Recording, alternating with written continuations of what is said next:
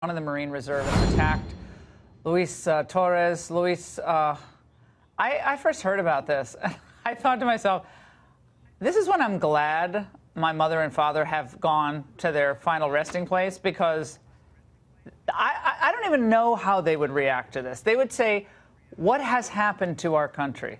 That something like this could happen to two Marines just trying to, go and see the sights in the city of brotherly love. Take us through what happened that day. Well, thanks for having me, Laura. So me and Corporal Godinez were downtown Philly, in the Penn's Landing area. Around there, we've never been in that area ourselves. That was our first time. We were with our entire squadron to meet at the Liberty Bell by noon. So not only we were there, we were mandated to be there by our command, to be there for professional military education.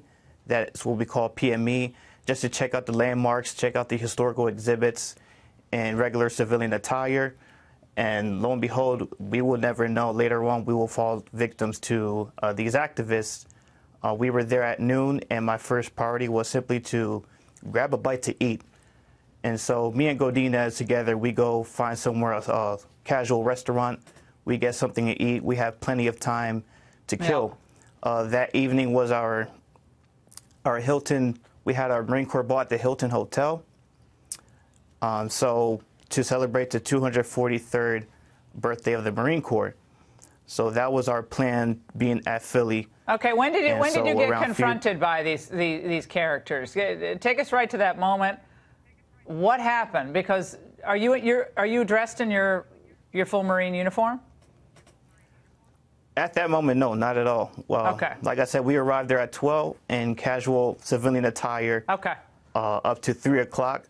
We visit the Tongue Tavern Memorial. I'm sorry to interrupt you, but so you get closer, and a couple of these characters come up to you and ask, we saw Trace's report, are you a Proud? And he's like, you're a Marine, Proud Boy. You didn't know what Proud Boy meant. It's a far-right group that has these kind of little rallies. How did it feel to be called a white supremacist as someone of Hispanic descent? That is extreme irony to us. We found it very ironic and confusing as well. I don't know who would look at us and suppose white supremacist, neo-Nazi, or anything like that. Godinez is Mexican. I am Puerto Rican.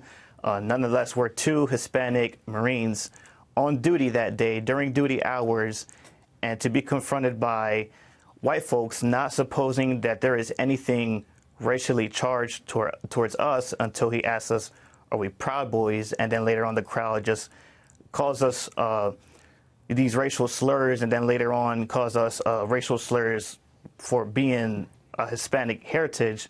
The irony was just colossal. Semper Fi, my friend. Merry Christmas.